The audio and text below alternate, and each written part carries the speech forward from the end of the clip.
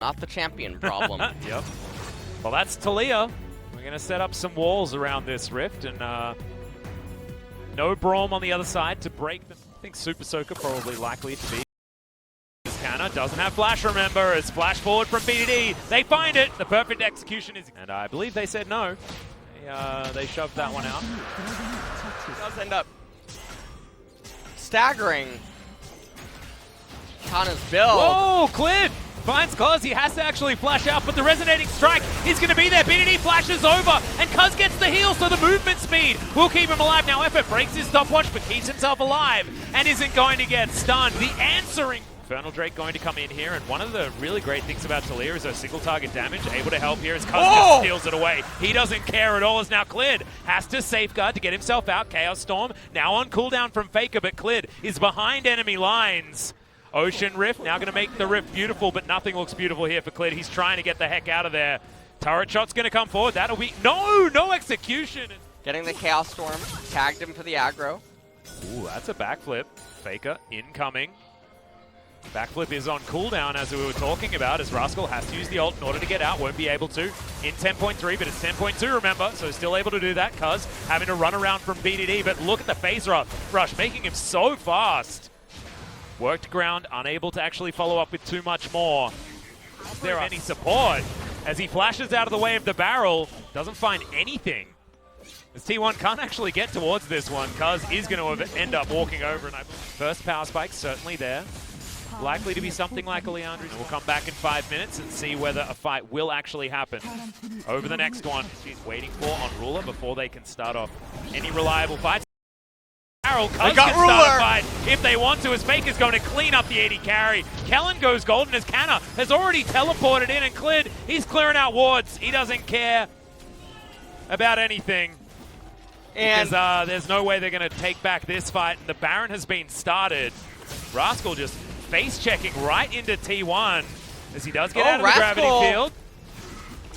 Gonna have to be really careful. Weaver's Wall coming in, and that is the minions are about to go on a bit of an adventure. Hold on. They really are going on. Yeah, they are. That's a key one.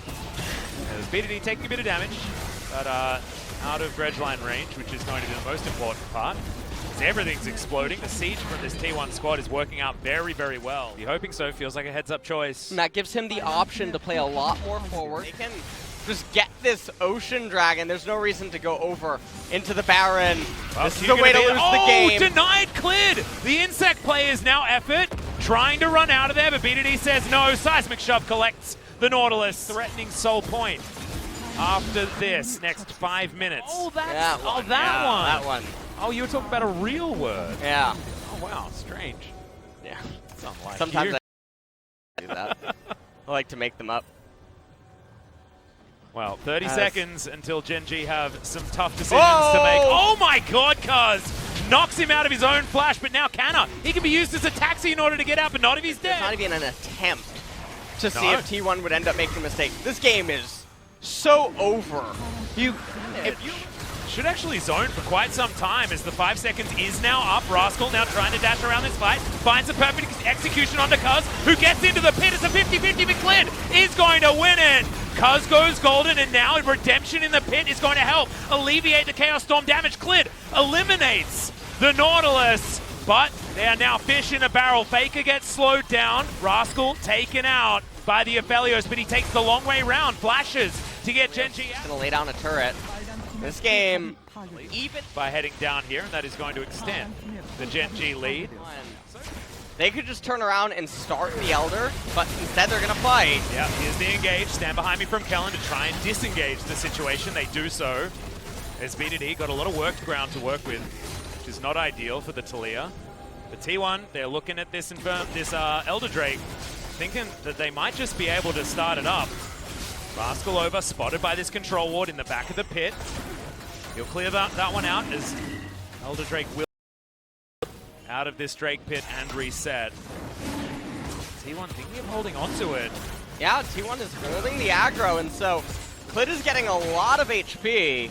Weaver's Wall's going to be here. If BDD can use it to split up this fight, it will be huge news for T1, as now the fight has started, but BDD hasn't cut anyone off. In fact, he's just cut himself off, as now Clid finds the backline, finds Kanna. Bullet Time doesn't do enough. Gen G, they just don't do enough as now we're looking to try and 50-50 this Elder Drake. And Clid is just taking damage. Yeah, too much of it there as well, as Elder will once again reset somehow. No one is dead, but so many abilities are on cooldown.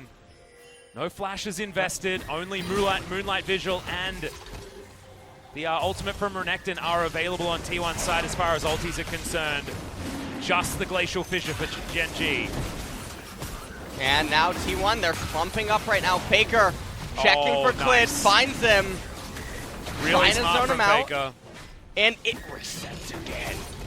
Alex, This is so intense. oh man. We're just waiting for cooldowns to come back up. Dragon Rage is there. We're a quarter of the way before Bullet Time can be utilized.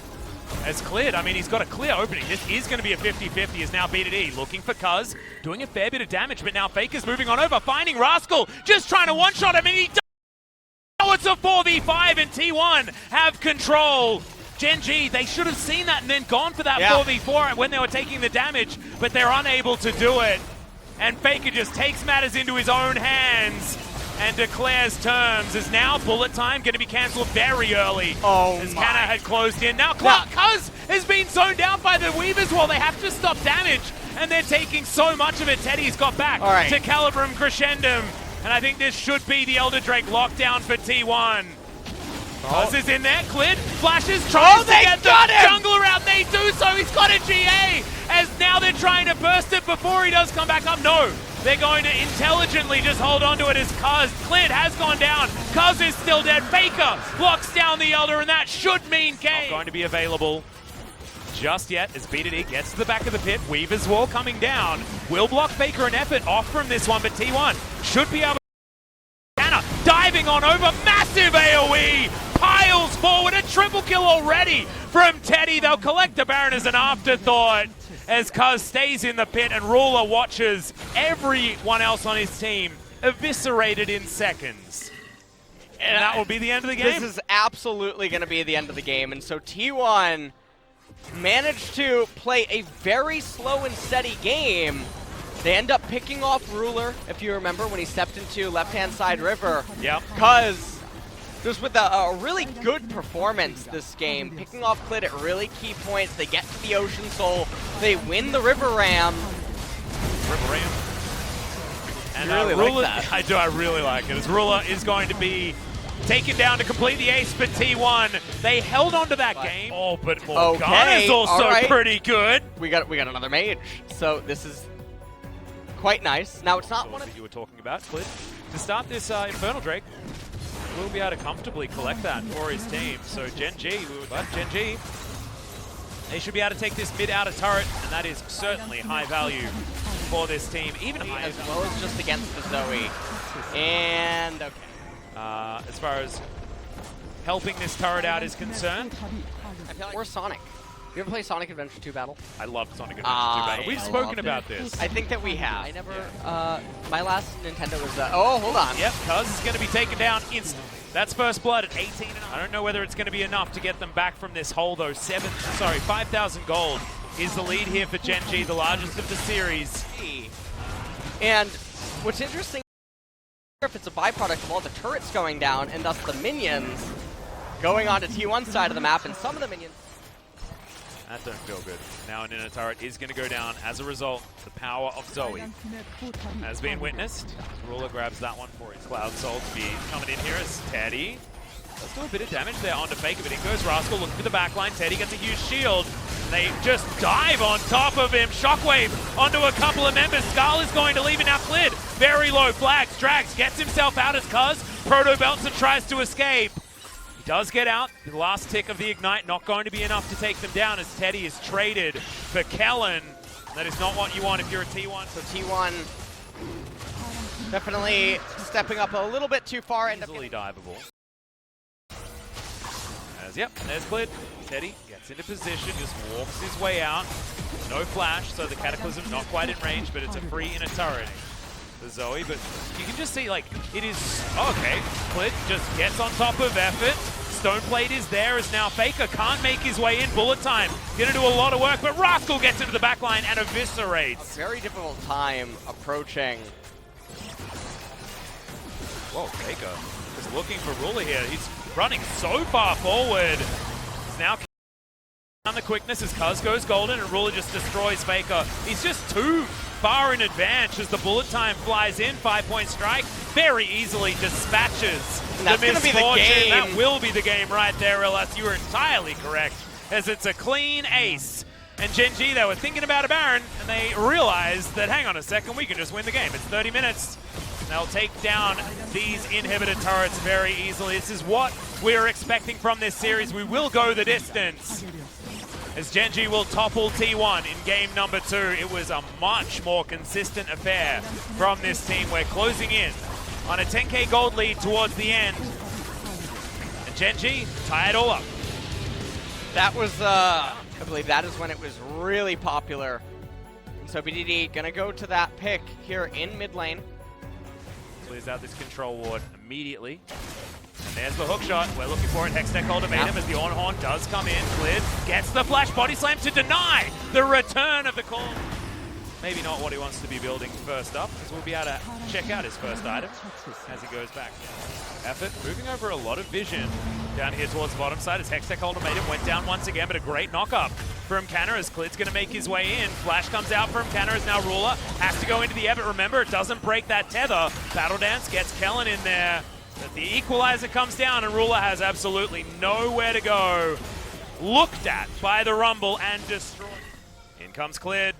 Now looking to start off this dive. We'll see where the barrel is going to land as BDD. Oh, man. He puts him in a real awkward position as now Canna gets the searing charge, but who cares? Clid was tanking up the turret, and it's all too easy. But 2 kills for T1, 1 kill for Gen G, and all of the plates and a Rift Herald cast on the bottom side of the map, giving all the how much AD Rek'Sai gets here? 165.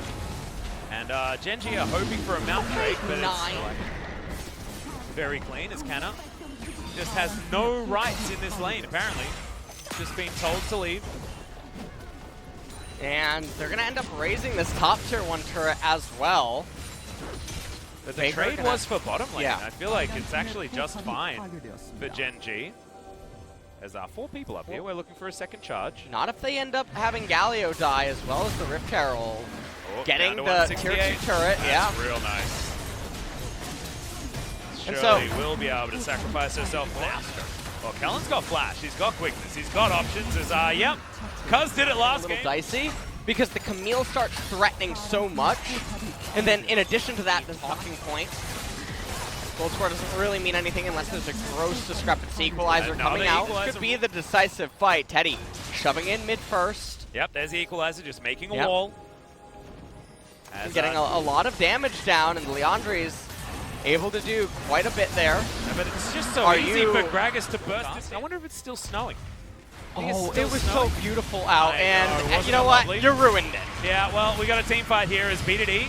He's going to eat a lot of time as Rascal's going to dive on in. BDD flashes out. Rascal not going to survive for too much longer, though, because that stopwatch is broken. Faker goes down low, but is going to survive as now another beautiful equalizer comes in to guarantee T1 have 3 Drakes. And T1's finally going to get their first Cloud Dragon. T1's comp is a lot Rascal on a searing charge, actually just going to completely miss. But now Rascal's looking for Teddy. GA going to be utilized as Teddy flashes to get himself out of there, and Ruler is destroying the front line right now as Rascal escapes, gets over the wall as now Canna's trying to hunt him down. So active list, come on. Yeah, no, it was sad. Now, Clid's here, so it's once again 50-50, guys. Still looking for it. Cuz looking to try and jump on top of Clid, the equalizer. The Gragas is just dancing on it, but he goes golden. BDD deals with Rek'Sai as Clid gets himself over with the flash. And Rakan heal and whatnot, so. yeah, Ornhorn going to be blown as Ruler has been made brittle. And now Cuz going to take that Cloud Soul for himself. That's how he's supposed to do it. Is 3-man taunt from BDD. We're trying to get this fight going. Great quickness and grand entrance for Kellen, but he is going to go down. T1 members have been softened but haven't gone down as now the heroic charge will get BDD in again. It's back-to-back 3-man taunts from this Galio, and they will take down Teddy. Goes Golden as well. BDD. They're champions, even though there's the ornaments. The Rek'Sai not Ornament not worth as much as that Forbidden Book is. Okay, Equalizer not gonna actually do too much here, but Ruler gonna get knocked up alongside Kellen immediately. Has to They got Ruler! But those Soul Shackles are so powerful. Teddy might go down here as well as Rascal trying to control his situation. Teddy survives for approximately forever. Now will keep himself back up again, has a minion wave, and finishes the fight at 100% health. I have a feeling this is enough for T1 just to roll down the mid lane and win this one. And yeah, they have the cannon minion. Gragas not going to be able to do enough, doesn't have his cask available. And you can see Kellen, he's trying to run over on the left-hand side. Orange just going to say, you know what, I'll tank the turret.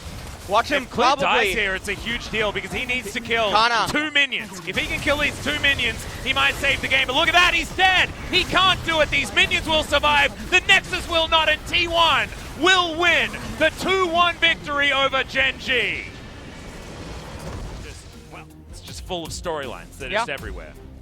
So we see the standings right here. As you mentioned, DragonX 4-0 at the top, +5. 4-game winning.